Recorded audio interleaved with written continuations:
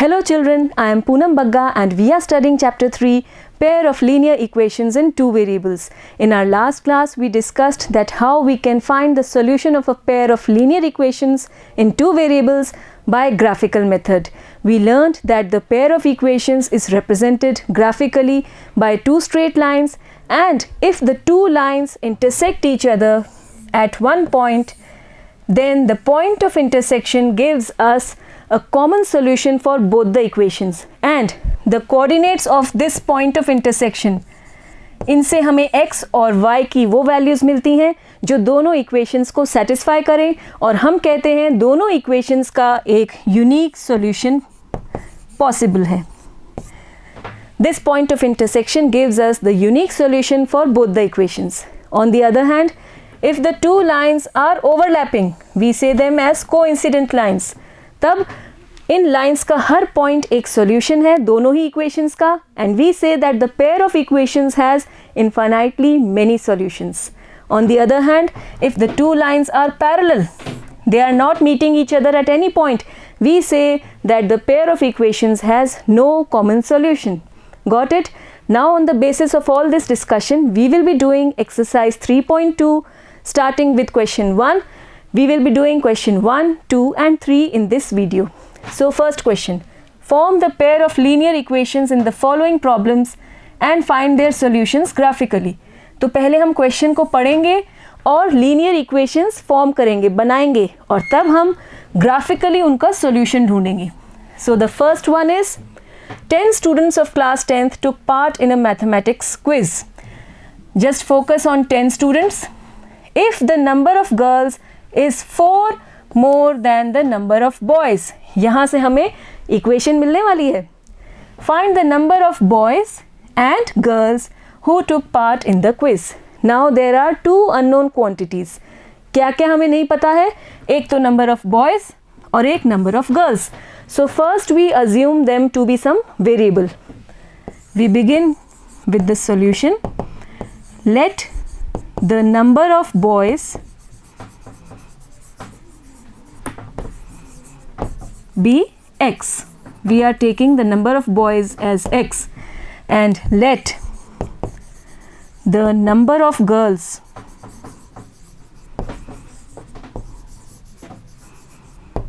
be y. Now we will form the equations according to the question.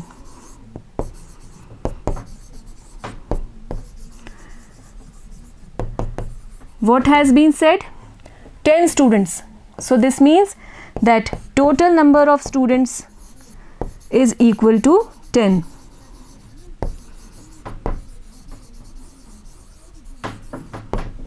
This is equal to 10. And how do we find the total? कैसे निकालेंगे total students? Yes, x plus y. It is equal to 10. This is the first equation. Number of boys plus number of girls. दोनों का sum हो गया 10. ये हो गई first equation.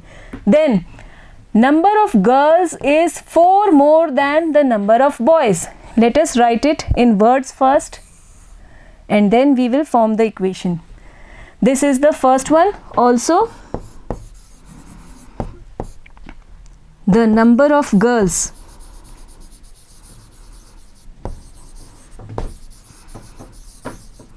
is के लिए आपको बताया था, ये एक अच्छी पहचान है. इसका मतलब equal to हो गया. is 4 more के लिए हम करेंगे प्लस, ठीक है. लेस के लिए माइनस, मोर के लिए plus. 4 more than number of boys.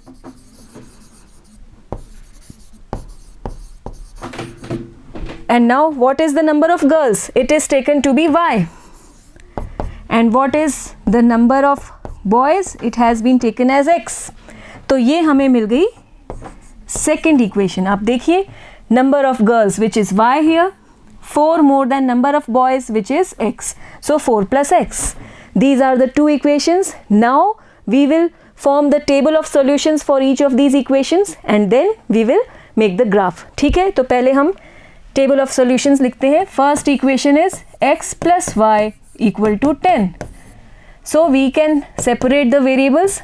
10 minus y is x. Form the table. It's an easy one. x and y. If we take y to be 5, यहाँ पर कोई भी नंबर डिवीजन में नहीं है तो ये इजी है इसकी table banana. If we take y to be 5, it will be 10 minus 5. x will be 5. If we take it to be say 6, so 10 minus 6 we will get 4. If we take it 4, then 10 minus 4 we will get 6. अब देखिए इनका सम 10 मिल रहा है हमें, हम बिल्कुल सही चल रहे हैं. Then the second one is, it is y equal to 4 plus x. So we write down here y equal to 4 plus x. अब x पहले से ही सेपरेटेड है y से और RHS में है तो हम यहाँ पर x की वैल्यूज़ रखते जाएंगे और y की अकॉर्डिंगली मिलती जाएगी हमें values. So we place the value of x as say 1. So we get 4 plus 1 equal to 5. If we take it 0, 4 plus 0 we will get 4. If we take it to be 2, 4 plus 2 we get 6. That's an easy one. Okay बस अब हमें ये points graph paper पे plot करने हैं और easily हम इनका ग्राफिकल सॉल्यूशन ढूंढ सकते हैं. So we just have a look. On x axis the maximum number is 6 and on y axis also the maximum number is 6. So we proceed now. We take the x axis here in this way and then we take the y axis here in this way. Now next, this is y dash, the y axis, this is x dash and this is x here. So these are the axes. Let us write down number 0 here. We have 1, then 2, then 3, here we have 4, then 5, 6, 7 and 8. Here we can write minus 1 also. This is 1, 2, 3, then 4, 5, 6 and 7. Here we can write minus 1, minus 2. Now the scale, we have taken 1 centimeter equal to 1 unit on both the axes. That's clear. Next we will be plotting these points one by one. 5, 5. 5 on x axis, 5 on y axis. This will be the point. 5, 5. Then we have taken 4, 6. 4 and then 6. This one. 4, 6. Then we are taking 6, 4. 6 on x axis, 4 on y axis. 6, 4. These are in a straight line. So we join these 3 points and get a straight line. In this way, we can join the 3 points. Yes, that is correct. Next, what? We will be writing the equation x plus y equal to 10. This is the equation corresponding to this line. Next, what? We will be taking these points 1, 5, 1 on x axis and 5 here. 1, 5. Then we have 0, 4. 4 on y axis, x is 0. So 0, 4. And then we have 2, 6. 2 on x axis, 6 here. So this is the point 2, 6. Again, we will join these 3 points and get a straight line. Let us join in this way. We get a straight line, as you can see. Yes, this one is perfect. Yes, let us write down the equation. Y equal to 4 plus x. Y equal to 4 plus x. ये हो गई दोनों equations को represent करने वाली lines. अब हमें इनका सॉल्यूशन चाहिए और वो कहाँ से मिलता है? पॉइंट ऑफ इंटरसेक्शन से. और अब आप देख के बताइए कि पॉइंट ऑफ इंटरसेक्शन का कोऑर्डिनेट्स क्या है. ये हो गया पॉइंट ऑफ इंटरसेक्शन और इसके कोऑर्डिनेट्स आप देखिए एक्स एक्सिस पर तो 3 और y axis पे it is given 7. So 3, 7 are the coordinates of this point of intersection, and so we can easily write down the solution now. We write the two lines are intersecting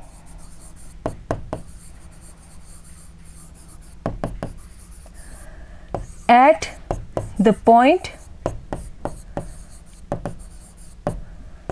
3,7.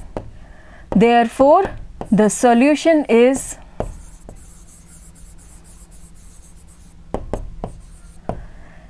x equal to 3 and y equal to 7. Now, what is x? You can see x is the number of boys. So, this means that the number of boys is 3. The number of boys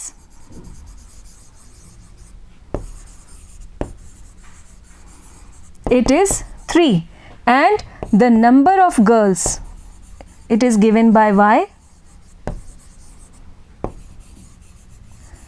it is equal to 7.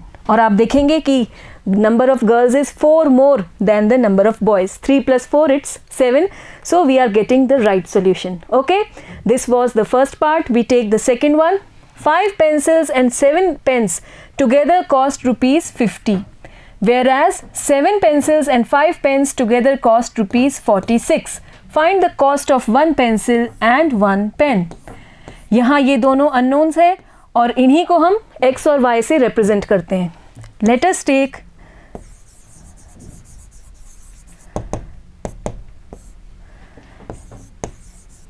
the cost of 1 pencil.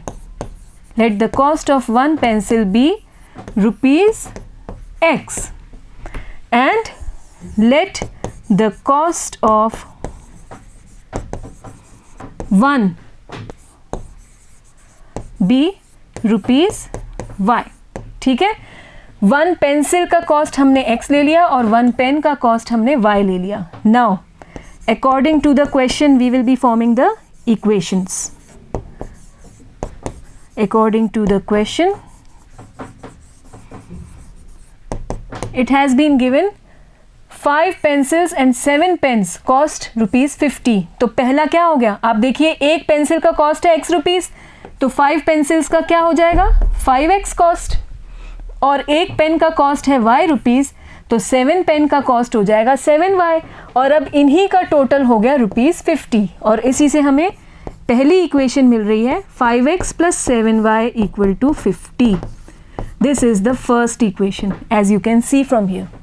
इसी तरह से second equation बनाना बहुत easy है. What will we get? 7 pencils and 5 pens. So 7x will be the cost of 7 pencils and 5y will be the cost of 5 pens and together it is equal to 46. This is the second equation. बस अब इन दोनों ही equations की table बनाएंगे solutions की और graph paper पे प्लॉट करेंगे. So we take on the table of solutions. The first one is 5x plus 7y equal to 50. Is it so? 5x plus 7y equal to 50. Separate the variables. 5x equal to 50 minus 7y. X is equal to 50 minus 7y upon 5. ठीक है, now we form the table. We will be taking 3 solutions, 3 sets of x and y. अब आप देखिए अगर हम y की value 0 लें तो ये पार्ट 0 हो जाएगा और 50 अपॉन 5 हमें मिल जाएगा 10. एक वैल्यू तो फाइंड आउट करना इजी रहता है. अब यहाँ पर आप दूसरी वैल्यू फाइंड करेंगे तो थोड़ा सा आपको मुश्किल होएगी. तो एक ट्रिक अपनाते हैं. ये जो हमें y की वैल्यू मिली है इसमें हम x का कोएफिशिएंट ऐड करके नेक्स्ट वैल्यू y की ले सकते हैं. 0 में आप 5 ऐड कीजिए तो आपको मिलेगा 5 और 5 रख के देखिए क्या मिलता है हमें. 50 minus 7 into 5 upon 5. It is 50 minus 7 5 35 upon 5. You will get it equal to 15 upon 5 and it is equal to 3. हमें मिल गया ये वैल्यू और एक इंटीजर मिल गया. बिल्कुल सही चल रहे हैं हम. Now the next value of y. आप देखिए हमें ये 5 मिला है, इसी में हम फिर से x का कोएफिशिएंट ऐड करके नेक्स्ट वैल्यू ऑफ y लिख सकते हैं. 5 प्लस 5 इट इज़ 10 और अब आप 10 रख के देखिए हमें क्या मिलेगा. 50 माइनस 7 इंटू 10 अपॉन 5. ये हो गया 50 minus 70 it will be minus 20 upon 5. This is equal to -4. देखिए कितना इजी हो गया काम। जहां हम ढूंढ रहे थे वैल्यूज़ की y की क्या रखें जिससे हमें x की एक इंटीजर वैल्यू मिल जाए, तो यहाँ पर आप अगर y की एक वैल्यू निकाल लें और उसमें x का कोएफिशिएंट ऐड कर दें या सब्ट्रैक्ट भी कर सकते हैं, तो आपको y की अगली वैल्यू मिल जाएगी और उसी को आप अगर रखेंगे तो x की एक इंटीजर वैल्यू हमको मिल जाएगी। Okay, so now we erase this part. This is the table for first equation. Now we move towards the second one and it is 7x plus 5y equal to 46. Again we will separate the variables. 7x equal to 46 minus 5y or x is equal to 46 minus 5y upon 7. Now x and y, we will be forming the table. Okay, we will be taking 3 values for y and accordingly we will be finding the values of x. बताइए क्या लें हम? 46 है और 46 में से अगर हम 5 माइनस करें तो 41 आएगा जो 7 से डिविजिबल नहीं है, तो y की वैल्यू हम 1 तो नहीं ले सकते। 46 से अगला जो है अगर हम -2 लें, -2 लेते हैं अगर, तो हमें क्या मिलेगा? 46 minus 5 into -2 upon 7.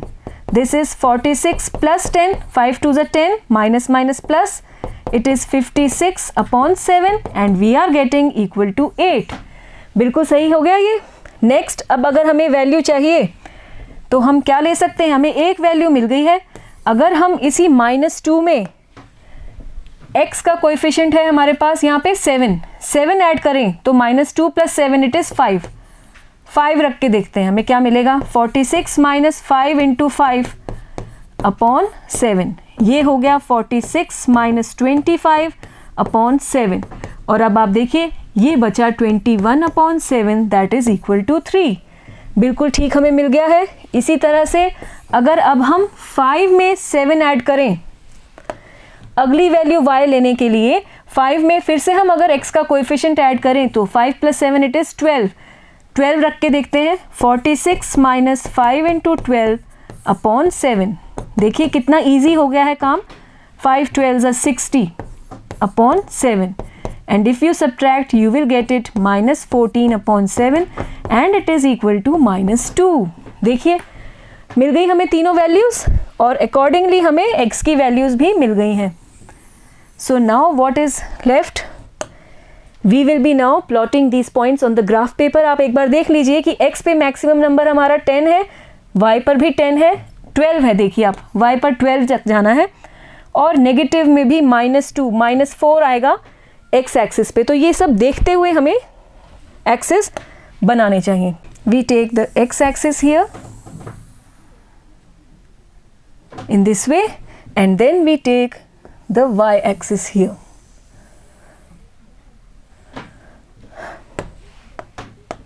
This is y dash, x dash। अब आप देखिए यहाँ पर हमें 12 तक जाना है तो हम 2 का स्केल ले सकते हैं। 0 2 4 6 8 10 12 14। ठीक है, यहाँ हमें मिलेगा -2 and this is -4। This is again 2 4 6 8 10 and here we have 12। ठीक है, here we have -2 -4 and -6। देखिए हमने सब वैल्यूज लिखनी है और स्केल भी हम लिख लेते हैं। We are taking 1 centimetre equal to 2 units on both the axis. ठीक है, next we will be plotting the points. 10 0 x axis पे 10, ये हो गया वो पॉइंट 10, 0। y की वैल्यू 0 है। 3 5 3 here and 5 here, you will get the center value from here and here, this point 3, 5. Then we have -4 and 10, -4 here and 10 here, this point it's -4, 10. Join the 3 points, you will get a straight line. Let us join the 3 points and in this way we get a straight line. as you can see in this way. ठीक है, now we need to write the equation 5x plus 7y equal to 50. 5x plus 7y equal to 50. This is the equation corresponding to this line. Next we have the points 8 and minus 2. 8 here and minus 2 is here. This point is 8 comma minus 2. Then we have 3 5. 3 here and 5 again. This one is the same point 3 5, minus 2 and 12. Minus 2 here and 12 is here. Minus 2 comma 12. Now again we will be joining these 3 points and getting another line passing through the 3 points in this way. Yes, now it's okay. And now again write down the equation 7x plus 5y equal to 46. We write here 7x plus 5y equal to 46. Now we have represented both the equations graphically और अब हम इनका solution भी निकाल सकते हैं. वो हमें मिलेगा point of intersection से और उसके coordinates हैं 3,5. So we can write here the two lines are intersecting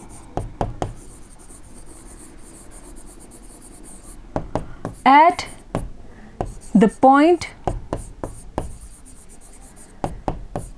3,5. Therefore, the solution is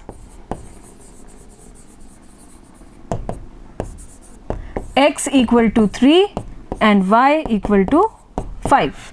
Now what is x?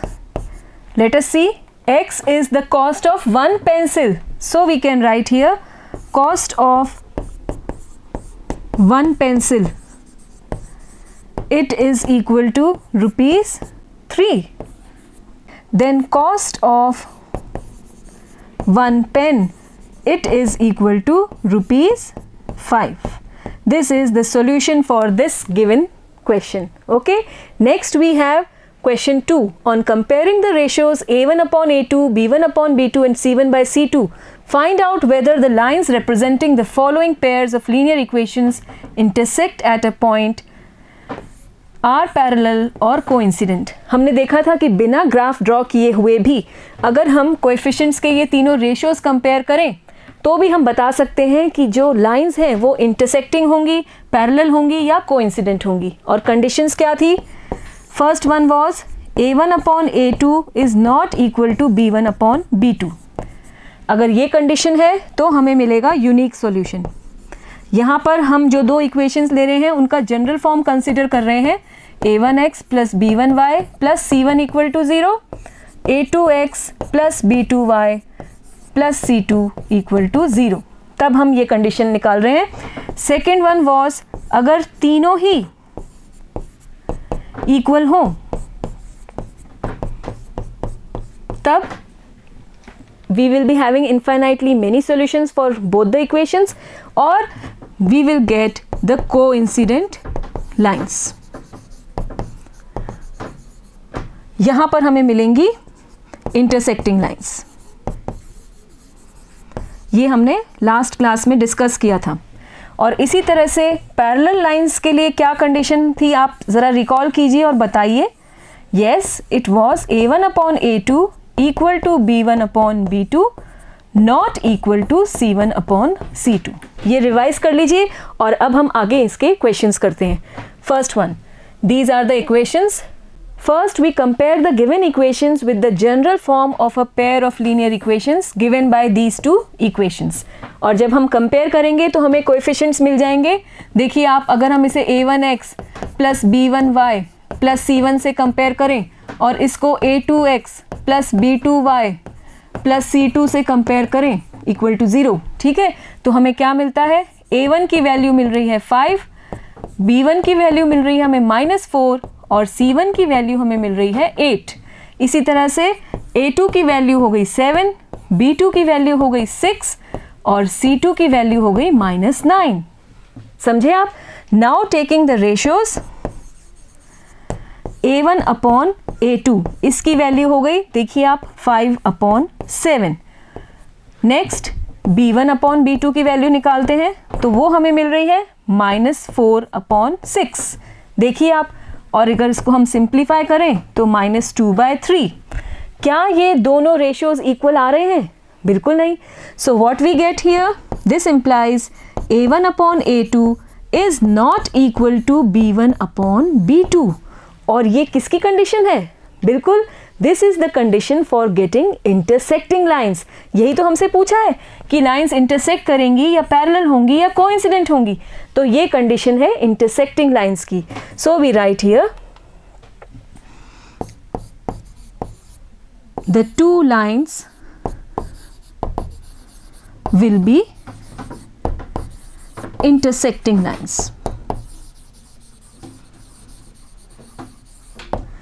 This was the question and this is the solution. यहाँ पर क्योंकि A1/A2 और B1/B2 दोनों ही equal नहीं आ रहे हैं तो हम C1/C2 की वैल्यू नहीं निकालेंगे.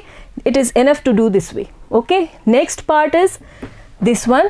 Again, comparing the coefficients of given equations with the general form of a pair of linear equations, these two equations, and taking their ratios also, we get A1/A2. बताइए इसकी वैल्यू क्या होगी? यहाँ से A1 हो गया 9 और A2 हो गया 18. So 9/18. It is 1/2. 9 2s is 18. Then we find the value of B1/B2. देखिए आप, B1 की वैल्यू है 3 और B2 is 6. So 3/6, again it is equal to 1/2. Then C1/C2, we get it 12/24. समझ रहे हैं ना आप कैसे हम वैल्यूज आइडेंटिफाई कर रहे हैं A1, A2, B1, B2 की, और इस तरह से रेशियो ले रहे हैं. 12/24 इज अगेन इक्वल टू 1/2. आप देखिए डिवाइड करके इट विल बी 1/2. तो हम देख रहे हैं तीनों ही वैल्यूज इक्वल आ रही हैं. सो this means that A1/A2 is equal to B1/B2 equal to C1/C2. और ये किसकी कंडीशन है? Yes, it is the condition of coincident lines. तो हम यहाँ पर देखेंगे the given pair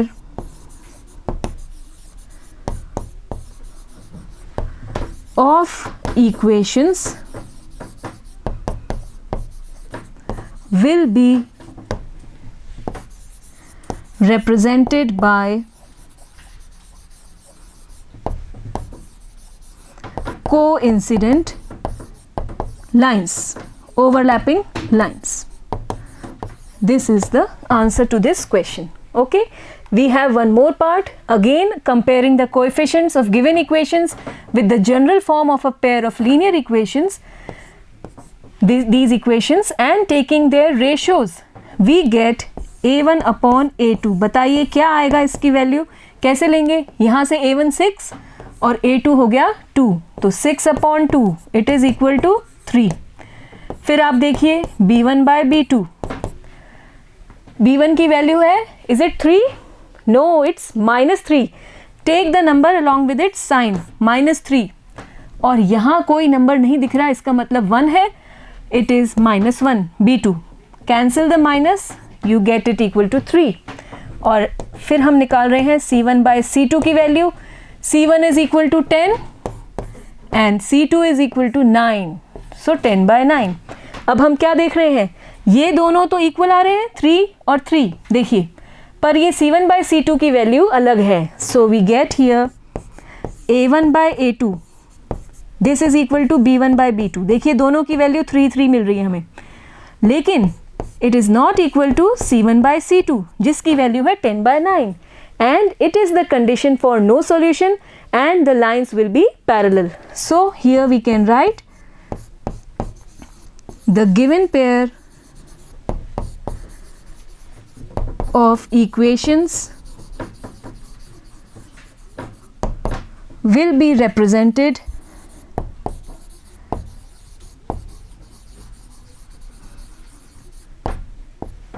by parallel lines. ठीक है, तो ये conditions आपको अच्छी तरह से आनी चाहिए. Got it? We have the next question on comparing the ratios again find out whether the following pair of linear equations are consistent और इनकंसिस्टेंट। अब हमसे लाइंस और सॉल्यूशंस नहीं पूछे हैं, ये पूछा है कि given pair will be consistent और इनकंसिस्टेंट। हमें पता है कंसिस्टेंट कब होता है, जब we have a1/a2 not equal to b1/b2 और a1/a2 equal to b1/b2 equal to c1/c2।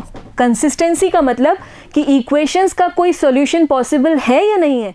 तो बिल्कुल इस केस में it will be having unique solution और इस केस में it will be having infinitely many solutions. तो both cases the equations will be consistent.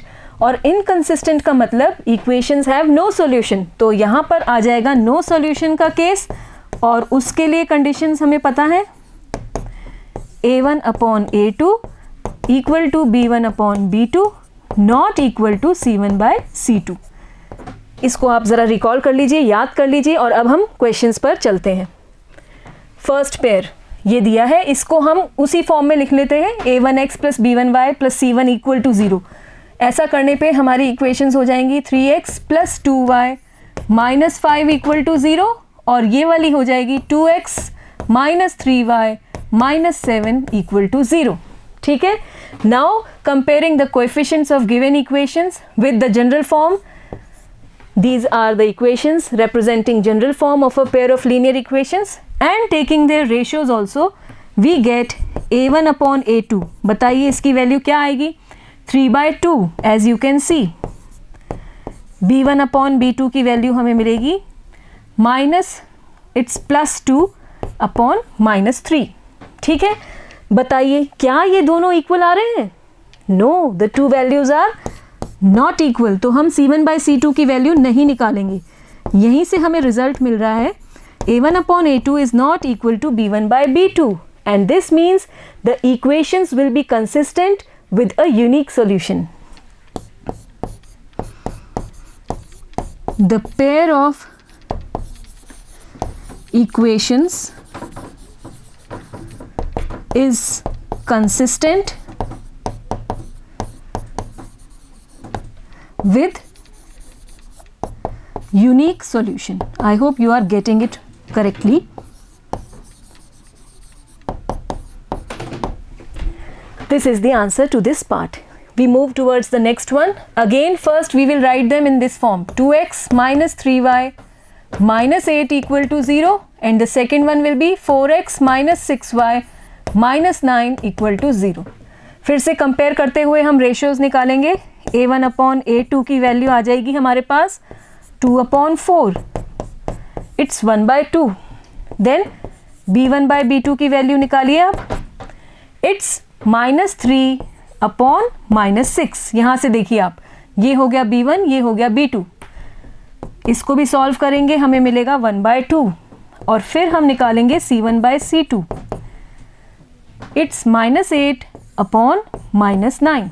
देखिए अब ये दोनों तो इक्वल आ रहे हैं but this is not the same value, so we get a1/a2 equal to b1/b2 not equal to c1/c2।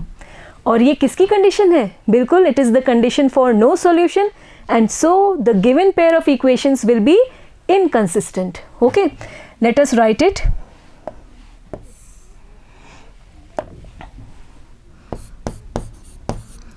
The given pair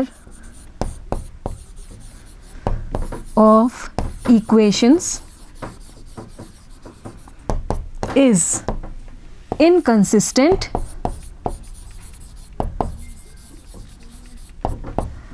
with no solution. ठीक है, तो जहां पर सॉल्यूशन पूछ रहे हैं, कंसिस्टेंसी पूछ रहे हैं, वहां पर कंसिस्टेंसी के टर्म्स में हम आंसर देंगे। जहां पर लाइंस पूछ रहे थे जैसे पिछले क्वेश्चन में, तो वहां हम आंसर दे रहे थे लाइंस की टर्म्स में कि पैरेलल लाइंस होंगी या इंटरसेक्टिंग लाइंस होंगी। We will be giving the answer in terms of the question asked. Okay, next one is this one. यहां आप देख रहे हैं कि ये नंबर्स तो डिनोमिनेटर में है, तो पहले हम इसे सिंप्लीफाइड फॉर्म में लिखेंगे और फिर हम इनके रेशियोज लेंगे। तो कैसे करेंगे हम? इसे इक्वेशन 1 मान लेते हैं और ये है इक्वेशन 2। ठीक है, first we will simplify this first equation. तो उसके लिए आप देखिए डिनोमिनेटर में 2 और 3 है, तो 2 और 3 का एलसीएम लीजिए, इट इज़ 6 और हम फर्स्ट इक्वेशन को 6 से मल्टीप्लाई करेंगे। सो multiplying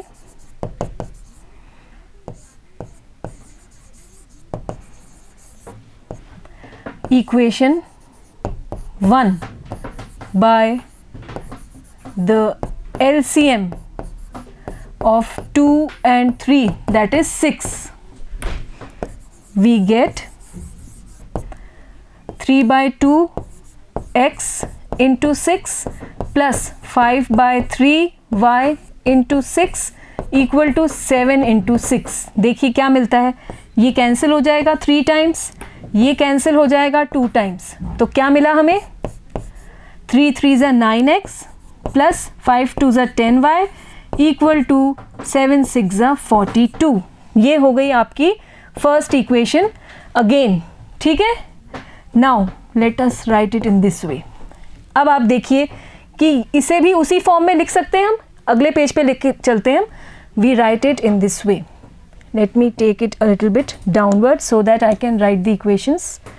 Yes, the first equation is 9x plus 10y minus 42 equal to 0, and the other one is 9x minus 10y minus 14 equal to 0. यहाँ पर 9x plus 10y equal to 42, जिसे हमने minus 42 कर दिया इस फॉर्म में लाने के लिए, और ये हो गया आपका 9x minus 10y minus 14 equal to 0। I hope it is clear to you.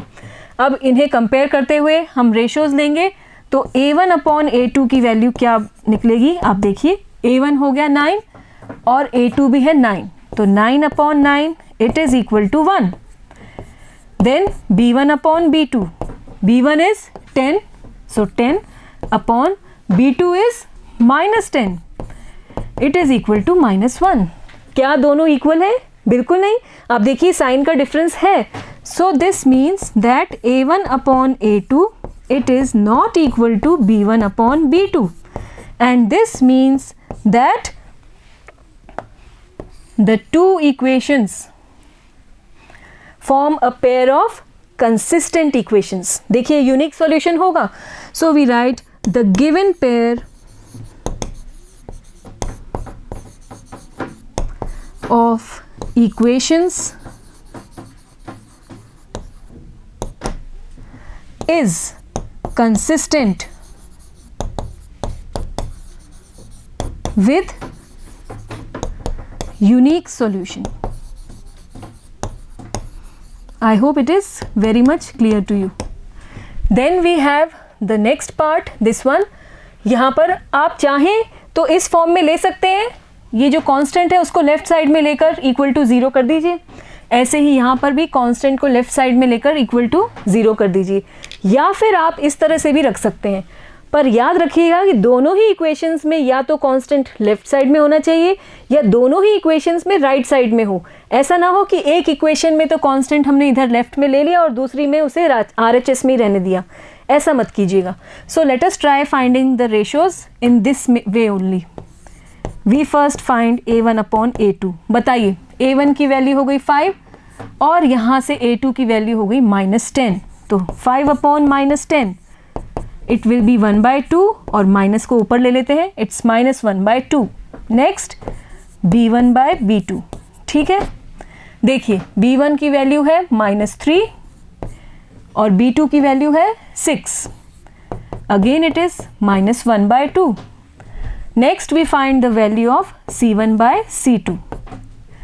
अब c1 की वैल्यू हो गई 11। आप सोचिए अगर यहाँ पर लाएंगे LHS में तो -11 हो जाएगा, और यहाँ इसको लाएंगे तो +22 हो जाएगा, साइन चेंज हो जाएगा, बाकी वैल्यूज़ वही रहेंगी। तो हम अगर ऐसे भी लें तो भी हमें वही आंसर मिलेगा। C2 की वैल्यू हो गई -22 यहाँ से, और आप सॉल्व करेंगे तो ये भी आ रहा है -1/2। ध्यान दीजिएगा कि C1 और C2 दोनों ही या तो RHS में होने चाहिए एक साथ, या दोनों ही LHS में होने चाहिए, तभी हम इस तरह से करेंगे। ऐसा ना कीजिएगा कि एक में तो कांस्टेंट राइट साइड में हो और एक में लेफ्ट साइड में। एक बार फिर से मैं ये रिपीट कर रही हूँ। नाउ what we get, इसकी वैल्यू भी -1/2 है, ये भी -1/2 है और ये भी -1/2 है. So all the three ratios are equal. A1/A2 equal to B1/B2 equal to C1/C2. और ये कंसिस्टेंसी की ही कंडीशन है जहाँ पर सॉल्यूशंस कितने होंगे, infinitely many. So we write that the given pair of equations is consistent. The given pair of equations is consistent with infinitely many solutions.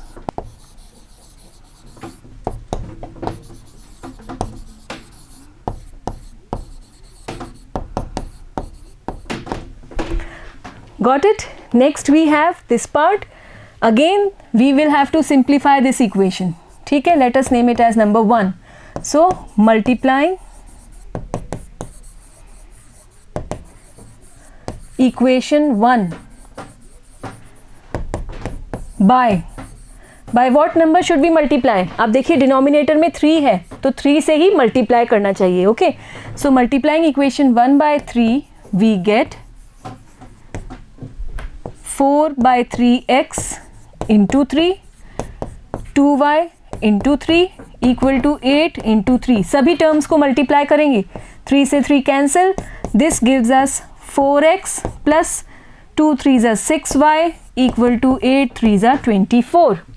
और second equation तो आप देख ही रहे हैं, इनको हम second, this is the first one. Okay, now in a simplified form, and 2x plus 3y equal to 12. This is your second equation. ठीक है. Now again on comparing the coefficients with this general form and taking the ratios, we get A1/A2. देखिए आप यहाँ से A1 हो गया 4, A2 है 2, so it is equal to 4/2. This is equal to 2. Okay, then we find the value of B1/B2. B1 is 6, B2 is 3, so it's 6/3. Solve it, you get it 2 again. C1/C2, it is 24/12. Solve it, again we get it equal to 2. So all the three values are equal. So this gives us A1/A2 equal to B1/B2 equal to C1/C2. अब बताइए equations consistent है या inconsistent? The given pair of equations is consistent with infinitely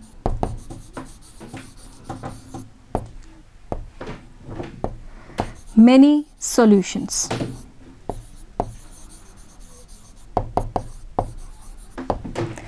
I hope it is clear to you. So these were questions 1, 2 and 3 from exercise 3.2. In our next class, we will be completing this exercise. Till then, practice making the graphs and do these questions again. Goodbye.